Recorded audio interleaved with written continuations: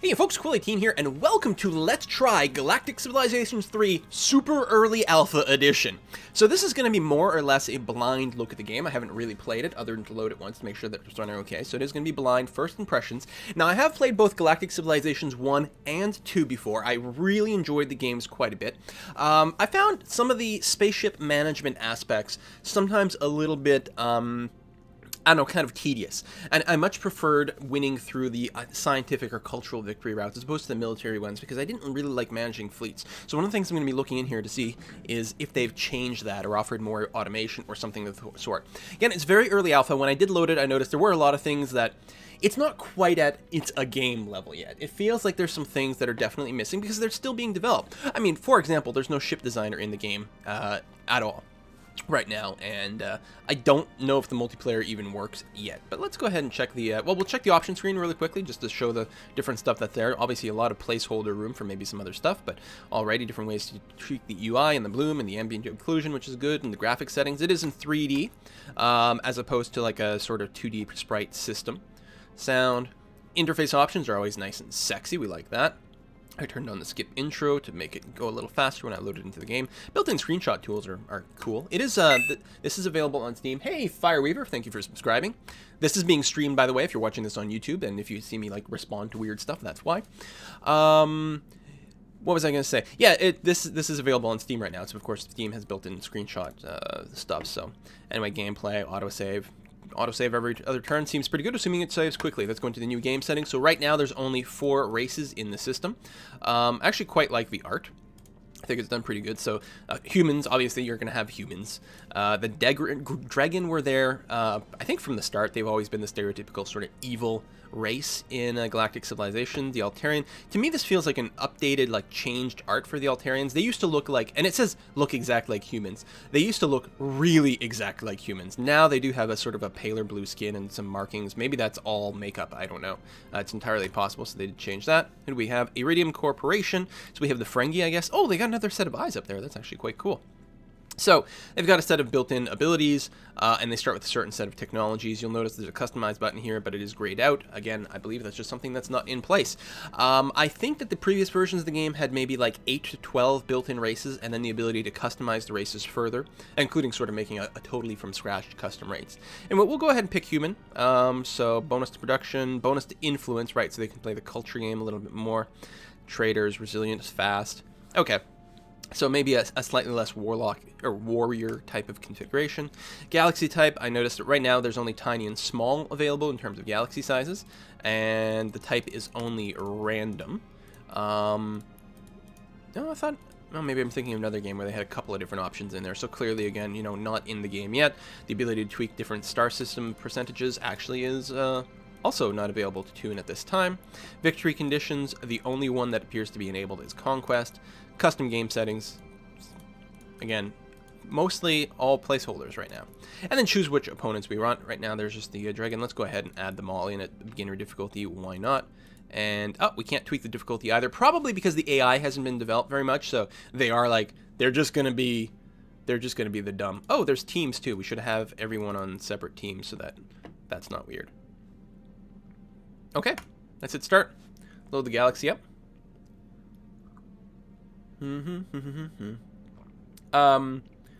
Someone in the chat is asking about no negative traits. I didn't see any negative traits on the dudes that were available for selection. Whether negative traits exist in the customized mode or will be in release, of course, is a whole other thing. Now, I have to say, I think this is pretty. I really, really like what's going on here. It is a 2D hex-based game, right? Ultimately. I really think that these games benefit from being 2D. Every now and again, one of these Space 4X games tries to do like 3D maps, and I think it's just a little too cumbersome to work with. I think this sort of abstraction is perfectly fine, and I think the map looks great. Now, of course, to a great extent, this is just eye candy, because effectively, you're always going to be, you know, working from a relatively high, flat altitude to get proper vision. Like, I don't... Actually, playing the game this way, it does make a certain amount of sense. You can see quite far, and you can rotate around. You know, that actually might work out. I'm going to go to the more familiar sort of top view, sort of like that, and call that good enough. If we zoom out, we do at icon forms. It's interesting that the whole galaxy is a hex. which obviously makes it easier to like sort of place edges and stuff. But it's kind of interesting. So, smallish galaxy, smallish number of suns. Each one of these is a star. We're going to want to start exploring that. If we double-click on Earth, this screen, I think, is exactly the same as GalCiv 2. Although, correct me if I'm wrong. Was not GalCiv 2 all square tiles as opposed to hexes? I think that might be the case. I think they may have just made the jump. Now, on the planet's surface, it really makes no difference whatsoever because you're not moving around on here. So the fact that it's a hex grid like makes no difference. You actually just lose an extra tile every other row. So that's all there is. Yeah, so we've got a capital here. We have an improvement here. +2 level to population improvements. We've got another one of those there. And That Random Gamer, thank you for subscribing. Really appreciate it. That Random Gamer. So here we've got Natural Wonder, it's +3 level to influence, or +2 level to tourism, and +1 to adjacent economic improvements. Presumably, I don't know if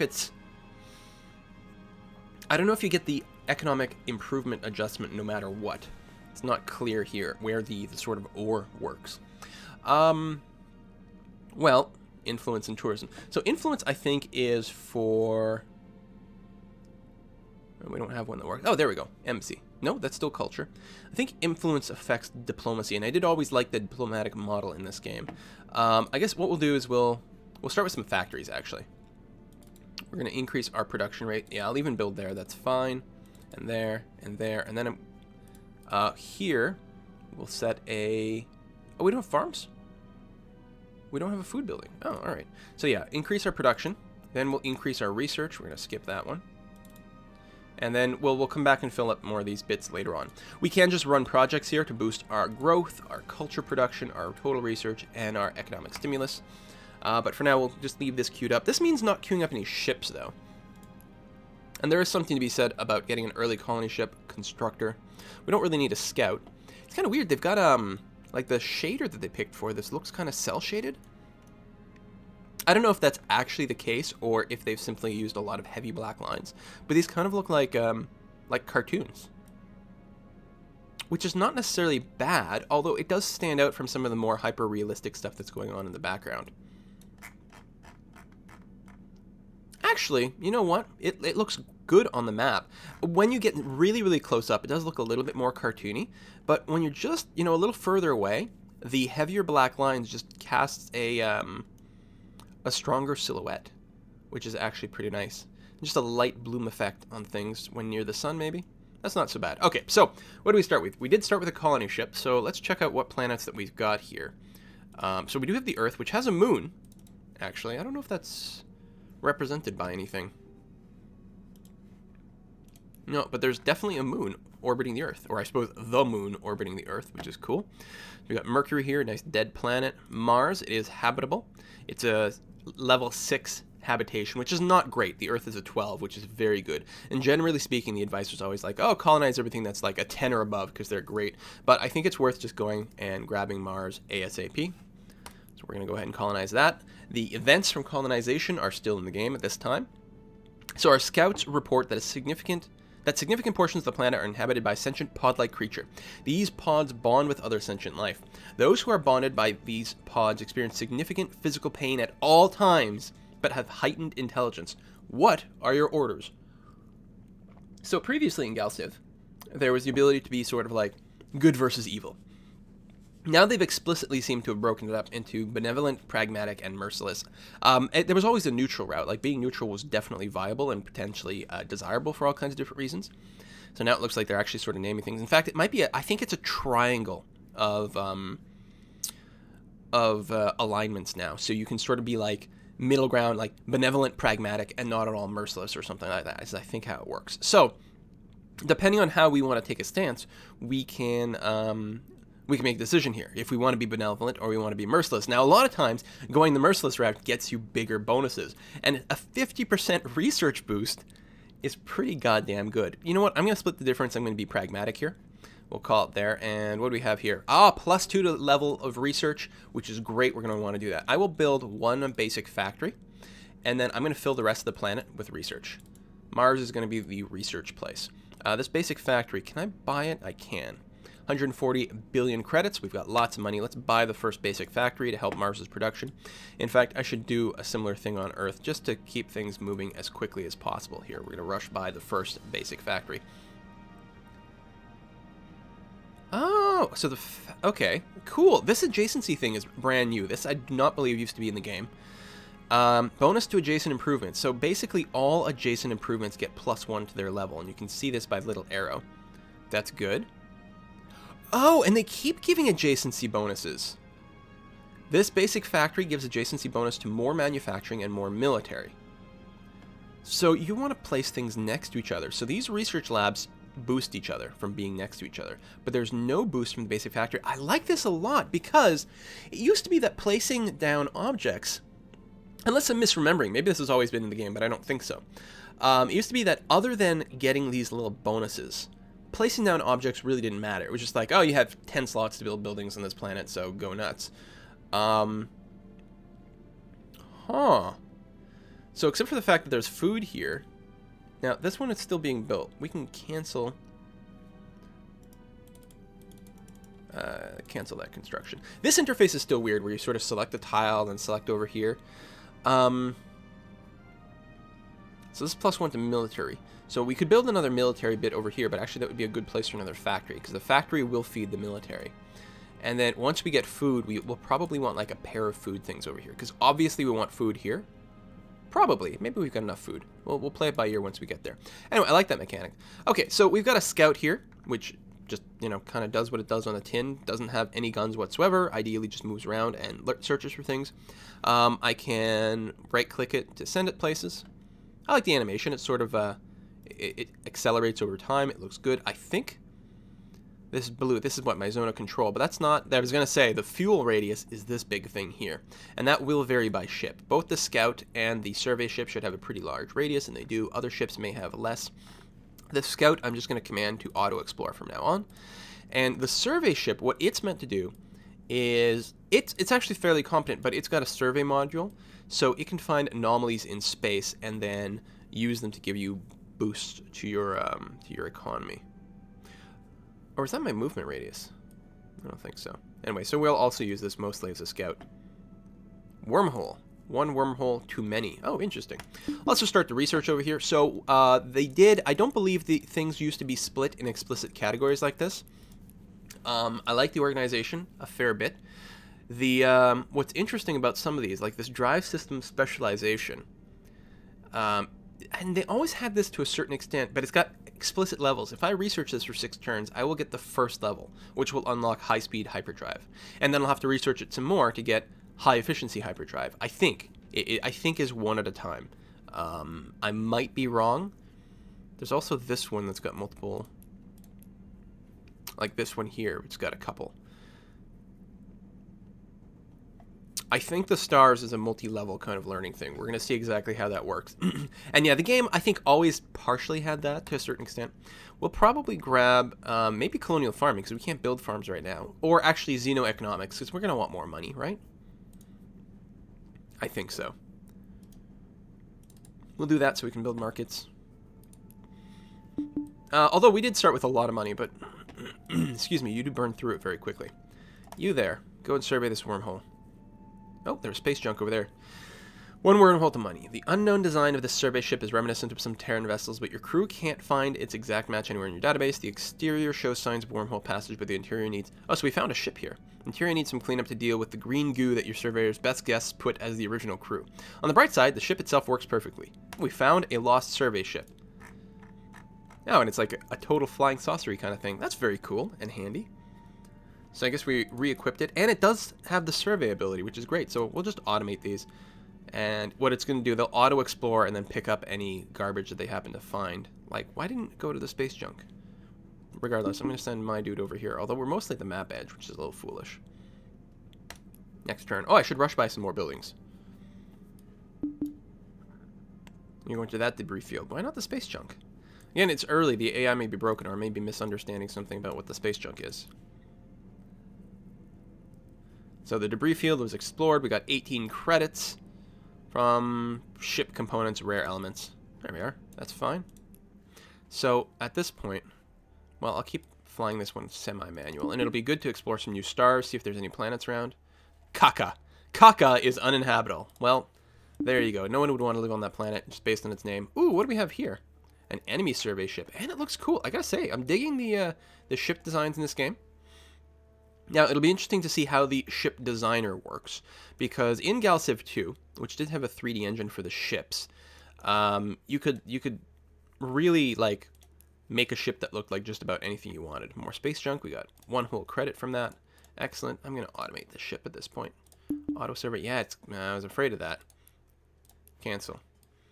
It's going to go and pick up the stuff it sees over there. That is the one issue with having multiple survey ships, because as the AI goes, they prioritize picking up anomalies rather than exploration, even if it's far away and something else could get there first. Like, they don't really coordinate with one another. So there's a dust cloud here. It reduces our movement rate and accuracy while in it. That's interesting to know.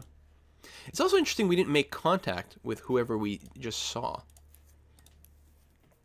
Oh, what? We start in contact with everyone?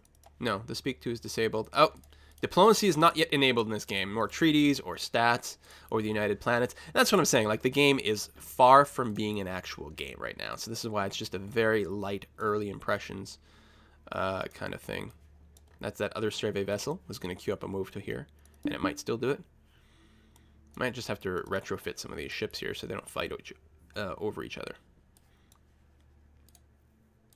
There you go. Research complete. Economic specialization, a multi-level thingamabob.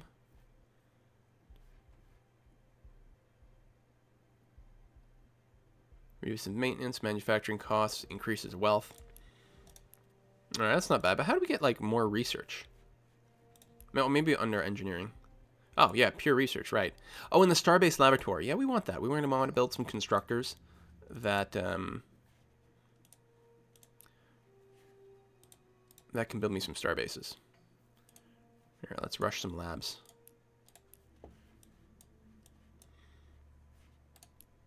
A well-needed boost. Interesting. It's telling me the event name or something. It's supposed to just, like, debris field. Powerful shift drifts, clearly battle damage beyond repair. Its advanced drive systems, however, are remarkably well preserved. A few modifications to its more exotic components later, and your own drives are screaming along well beyond their factory specifications. +2 moves to all ships in your fleet. Oh, in this fleet.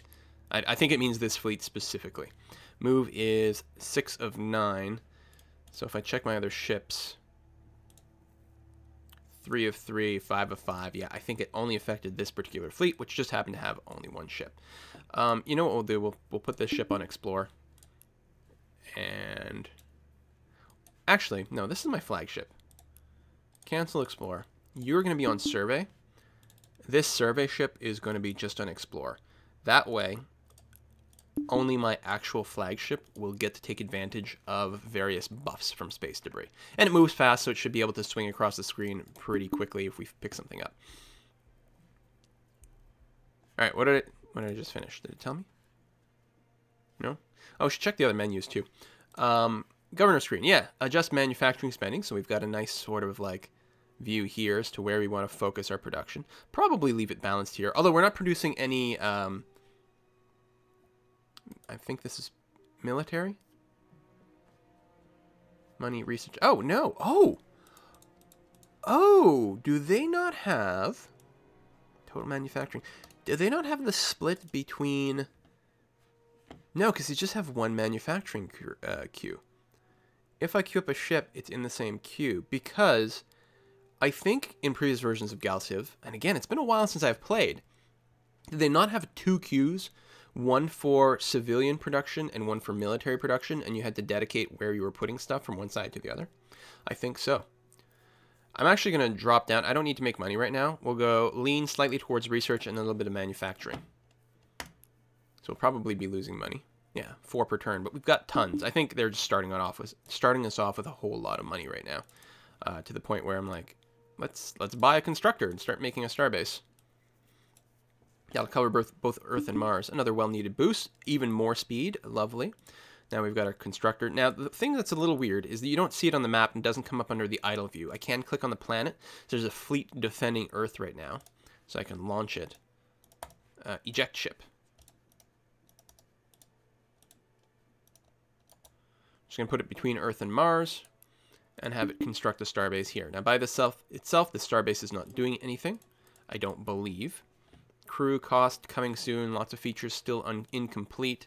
And that's why, like, I don't usually advise people to do pre-orders, especially for, like, alpha access of unfinished games. Now, some, like, really small indie games are going to be sort of in, like, perpetual alpha development forever. And then it's a little bit of a different question there. But while this is technically still kind of an indie company going on here, it's a little bit of a bigger thing, and you're definitely buying an unfinished game at this point if you purchase it. The real appeal is, you know, maybe participating in the development process.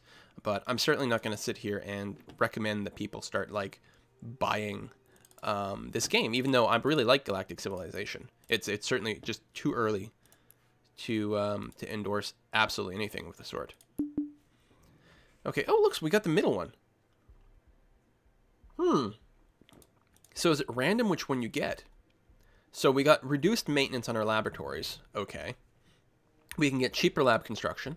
The thing we really want is the high efficiency. Oh, was it actually explicitly selected? I don't think so. Go back to technology here. Oh, maybe it is. Or maybe that's just a way to see it. We'll see if we get high efficiency laboratories this time, which still 50-50 chance of getting it. So that was the governing screen. What else do we have up here? Technology screen. Ideology. Ooh.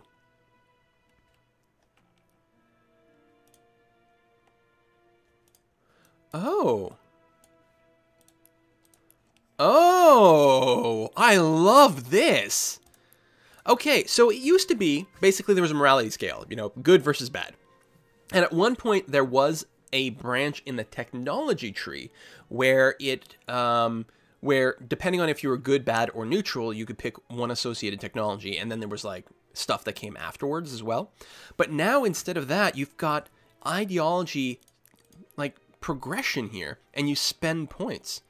So I need 20 points to unlock pragmatism. I wonder if it blocks you out of everything else. I bet you don't. So this will unlock, so if I get 10 more pragmatic points, I can unlock this and unlock the improvement of outreach group and boost my research by 10%. And that was always the thing with the neutral branch, more research. Benevolence over here, we get more growth. And level 1 malevolence, we get bonus to soldiering. But what's important is you do get all the way to the bottom. Oh, not in the alpha, not in the alpha. Slavery, fearlessness, brutal. Synthetic servants, doctrine of strength, military studies.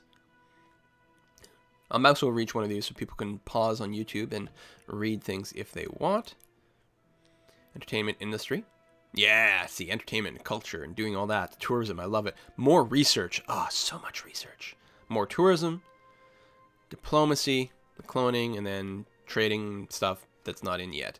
Okay, pragmatism is probably going to be my favorite branch most of the time. So benevolence here, more influence, more tourist income, more influence, more defense, more growth and research. Love it. Okay, let's go see if we can't get some more pragmatism bonus. Mostly we're going to have to settle some planets if we're going to do that.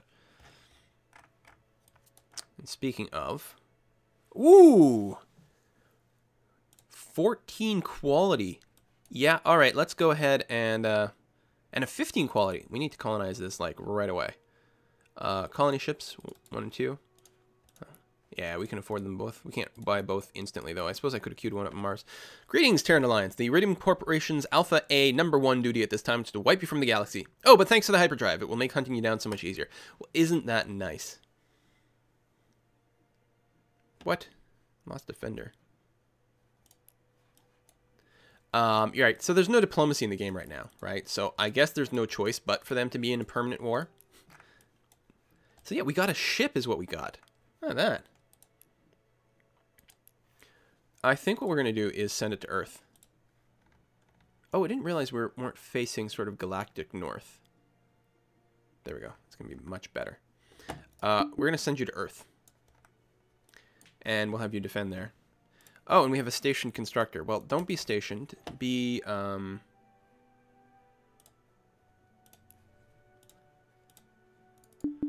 install yourself in the Starbase. What? Oh, okay. It... Didn't see this before. Like, did it give me a production? So, we want the economic ring added to the starbase that will boost production on all planets within the radius. We could do the culture thing, but no, we're going to do economic ring.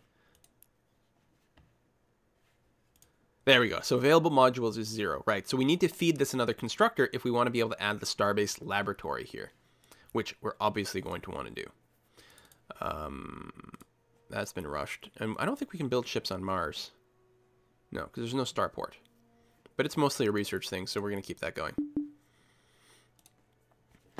You are a colony ship. Oh, yes, and you get to choose how much population you take from Earth when it leaves. Let's grab, let's cut it down to 2 billion people. Load it on the ship. And then, well, we'll have you grab the 15, because this one's actually low gravity, which I assume is bad. Or is it? No, maybe it gives you a boost in manufacturing and tourism. And this one's wealth and research. Well, let's go manufacturing early on. I mean, ultimately, we're going to get both in a second. That name I'm never going to remember, so you're going to become Brussels, obviously. And we got another event! More pods. Oh, it's the same one as last time. So let's go double pragmatic. Get an even bigger boost to research here. Look at the size of this planet, though. There's so much room to work. There's so much room for activities. Grassland's good for population improvements. Some sort of housing thing. This is mountainous, which is good for wealth and influence? Wait. I don't understand. Why is there...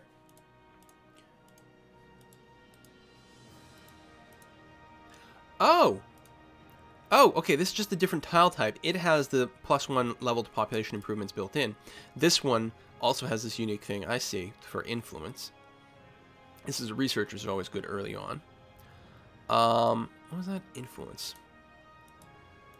I think what I'm going to do is get a quad of factories over here. And that's arid. I don't think I can build there yet. No, I cannot. You are actually going to be a research facility. Oh, goddamn. Hold on. Cancel. That's right. Okay, cancel. Because you get the bonus to research and tourism, but we'll just do research for now. Build. Okay. We'll get that started.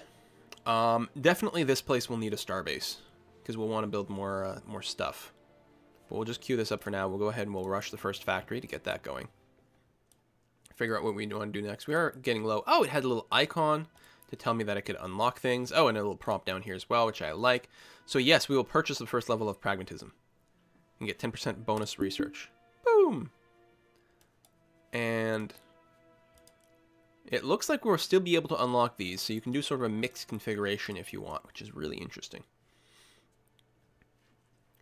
Really quite cool. I would like to buy another one, even though it's going to mostly put me broke. Let's go ahead and adjust our government settings here to be balanced one more, so we technically maybe make one whole buck of profit.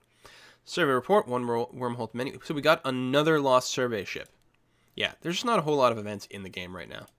You also go and used to be on explore. Find me some more anomalies for my my main ship to find. Nice big red planet or star. I do like the way their stars look. The little bit of glow. It's very sexy.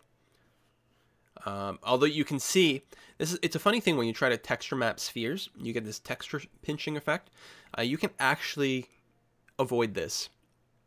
It's not necessarily the easiest thing ever. Oh, and there's a seam here. Yeah, they're going to have to look at their textures and UVs at some point. But of course, very early alpha. I'm sure that's something they're going to notice and work on. Okay, so we did get the more effective labs, which is good. We probably want to pick up the cheaper labs as well and just finish this whole thing. I think I'm okay with that.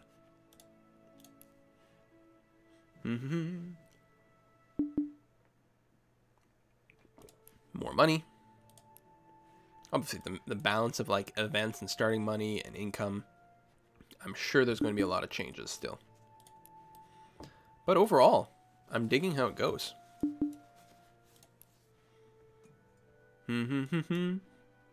Wormhole ride. There we go. I always enjoyed those too because it actually let you scout a little bit faster. All right, that's done. So we can unlock some things that might be systems for our ships, presumably.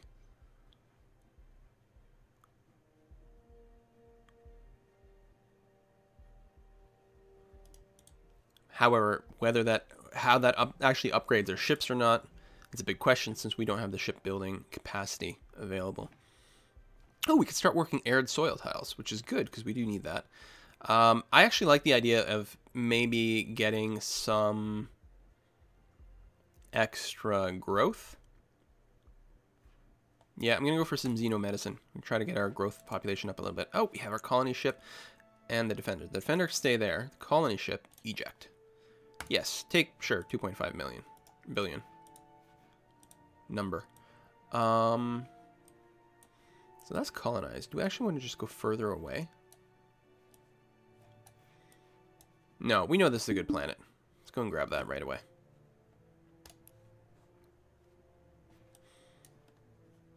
Breath of fresh air. Previously unknown element with remarkable properties. Once one of the senior scientists among your crew adapts your existing life support systems to utilize the strange element, greatly enhancing the system's efficiency and therefore your fleet's range. 25% range to all ships in that fleet. Lovely. Also Brussels. And still the hot event. I'm starting to think they've only got the one event. Now, I'm not sure. I feel like in previous iterations of GalCiv, you weren't guaranteed to get an event every time you landed on planet, although it's fairly common. And honestly, I would be quite happy if there was always an event, because they're fantastic. Let's go ahead and grab one level of Merciless and see how that, if we can indeed unlock things. And population growth, research improvements, food things. So what I'm going to do is, yeah, build this factory, build one there, build one there to get that boost. And then we'll get a handful of researches over here, which will feed off each other very nicely as well. And this first one, I know we're mostly broke, but we'll go ahead and rush by one anyway. We are technically turning a tiny profit, which is good. So we're going to do that. I would really like to finish that Starbase, which actually, assuming this radius is correct, if I'd move this Starbase over to right here, which I probably should have done, I would have actually covered all these planets. As it is, Brussels is being covered by the Starbase, but also Brussels is not. Hey, we have an idle colony. Good message there. We can build some additional ships. We are having a bit of a financial crunch. We don't have the population level. What's the outreach group? Actually reduces cult research? That's weird. I'd actually like... Actually, cancel. Let's get... No, that's fine. Let's build a couple of constructors and get some more star bases on their way. Then we'll fill you up with other things as soon as we unlock more stuff. Another debris field. Space junk.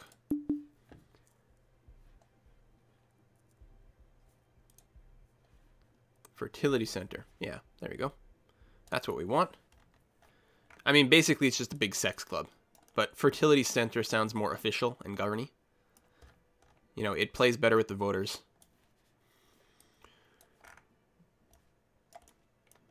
So, I'm probably going to wrap this up in just a minute.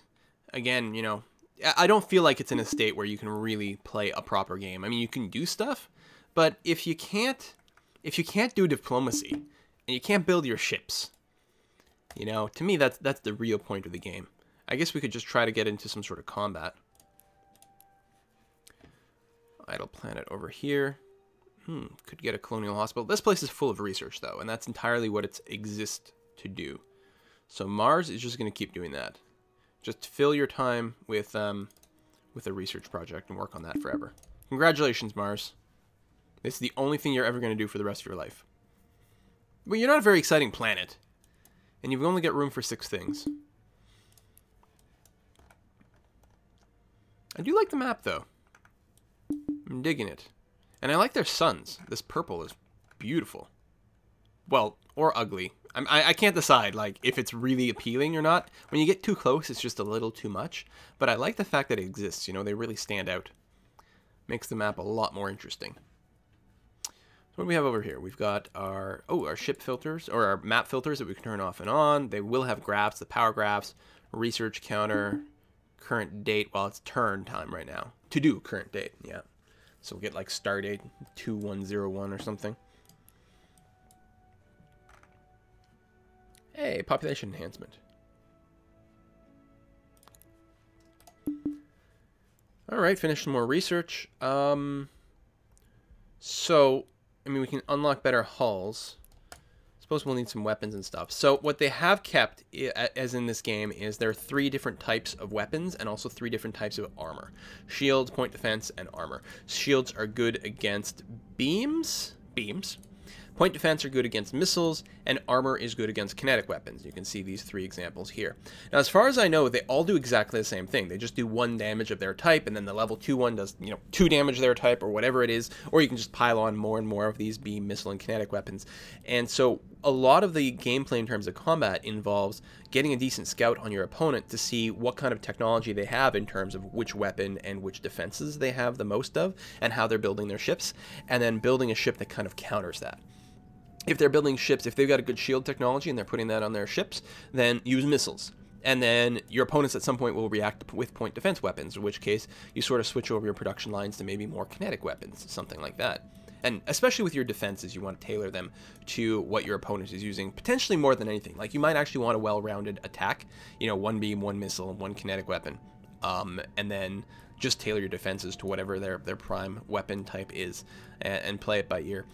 To me, it was never necessarily my favorite thing, although I think it's pretty good. Again, I would never want to really do a lot of combat in this game, because I didn't enjoy the management of large fleets, and I didn't really find the combat to be particularly thrilling. And I really, really liked the research and the idea of that sort of like culture tech push, because I would just win by pushing my culture everywhere, having the planets flip over to me, and just win through like having a McDonald's everywhere, basically, which is kind of my favorite way to do things. I'm going to turn my attention to the chat now and see if they have any questions or comments that they would like me to take a look at. And this is currently the largest map available, which is small, and it's not very big, but historically they have had some pretty big maps in the game, so I expect that will still be the case, and some systems will have many, many planets, of course. And these asteroids are pretty important. You can later on, at least historically, you could unlock ships. They were asteroid mining ships, and you would get a lot of extra production by mining these asteroid belts. Really a lot of production. And you combine that with the Starbase. A lot of the interaction involved these Starbases, because you put them, they'd have an area of effect, and then what you would do is you would load them up. Sometimes you'd make manufacturing Starbases. This is entirely, we're using every slot on the Starbase to boost sort of industrial production in this sector. So all the planets would get a huge boost to their production, and then you'd make another one for research, and you can make some for culture. You could also make military Starbases, and if any combat happened in the sort of radius, your ships would get massive boosts while fighting there, because they're being, supported by long-range weapons, that sort of thing. It was always pretty good. All right, let's see what the chat has to say. If they have anything, we might just be ending the chat now, or the video now, because of course people want me to move on to the next game in the queue. Always the way it goes.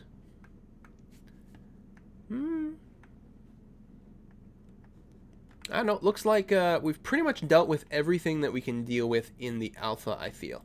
Fleets are compacted into 1 unit, so you don't have to worry about lots of units, just 1 big one. Was it always like that? Yeah, when you have multiple ships in an area. And, whoa! I keep trying to drag the map with the middle mouse button. That's the one problem with switching back and forth between different games that have slightly different input rules. Let's go ahead and bring everyone together. I wish you could... Okay, these station ships, I would really like it if by selecting it here, I could then right-click on a zone and have it leave, instead of then it selects the planet, and then I have to select it, and then I have to eject. I'm willing to bet that's going to change at some point. So, move you there. Also, I don't know if it's the asteroid field or what, but it's sometimes difficult to select these guys. You guys were actually stacked on one another, and it happens so often when you rely on AIs to do things in games. And the scout, which is way over there, and the survey ship, which is too far away as well. Okay. Actually, just move as far as you can this way. There, we'll have that be the meeting point. And both ships are currently together. They're stacked. Actually, that's a thing. Right now, these are 2 stacked ships, but they're not actually in the same fleet. There we go. We're going to cancel the move on both of them. And with them both selected, I can create a fleet out of them. So you actually see them side by side, which is very nice. I like that you actually see who's what. But you move them together. This is now not a survey ship. It's now Fleet 1054 with 2 ships in there. And they combine their weapon stats. You've got this logistics rating here. Currently it's at 10. And due to the size of these ships, these are each worth... Hey, Cornerman, thank you for subscribing and supporting the channel. Appreciate that. Because the size of these ships, they're size 2, they take 2 logistic points each. And so that determines the limit of the size of your fleet. I don't know what the logistical cost of this ship is, actually. I don't see how I can tell. This has, like, pretty decent weapons, actually. Also, it's within range of a Starbase, so it's getting... That's weird. I hover over the hit points, and it tells me Starbase effect. I actually don't know what's going on there. But yeah, we're gonna try to merge these guys together and add in some more and just see what the logistics costs do at that point. There we go. So select all of them, and oh, they auto merged because when a ship ran into the fleet, I guess they combine at that point. And so yeah, so I can make a ship of up to 5, or a fleet of up to 5 ships of this size right now, and you can get things later on that increases your logistics, so that you can have fleets that have either more ships or simply bigger ships, because the bigger ships cost more logistics. And yeah, that does ease the micromanagement, and what you end up doing as well, you can set rally points. Well, you can't in this version of the game, but you will be able to set rally points. So when a planet produces a ship, instead of having the ship stay in orbit around the planet by default, it will go to the rally point. So what you do is you can select all your planets and tell them to rally to one place, and you can tell them to build... yeah, I think this is the rally point tab. You can tell them to automatically merge into fleets when they arrive at the rally point. So you automatically get fleets produced for you, and then you can advance that way. And it's not too bad. And I don't know why I've always had this feeling of, I don't like managing ships in this game. It's not necessarily that there's an actual problem. It might have just been like my own individual weirdness about it. And at the same time, if I gave it another shot these days, I might actually like it a lot. It may have just been, you know, at the time I was playing, little weird things like that. But there you go. So yeah, then you get these fleets, and the fleets fight kind of like one big ship. So they are much, much more powerful than having 3 ships independently. Of course, this fleet is not going to be that powerful because 2 of the ships don't have any guns whatsoever. Now, in the normal game, and I bet you there's something else that's not currently implemented, you can usually bring these ships back to a planet and have them retrofitted to have different statistics and various things. So anyway, that's going to bring us to the end of this stream. I think that's all the questions I could see at a glance. I may have missed something. Hopefully I did not. I apologize to the chat if I did. And if you're seeing this on YouTube, feel free to leave some comments and questions in the comments down below. The actual release date for this game is like a year from now. So there's a lot of time left and a lot to do in the game before it's done. But I think it's nice. I'm not really experiencing too much in the way of bugs and crashes or anything like that, which is always a nice thing to see as a nice stable core. And I'm definitely going to be playing this at release. That's no doubt about that. And I may revisit this partway through the alpha/beta process. But I usually don't like to play games that aren't finished yet. Because I would rather, like, I don't want to have like some sort of tainted experience. And that's my personal thing. Some people really like to play games as they're being developed. So it's up to you. See you next time, folks. Bye-bye.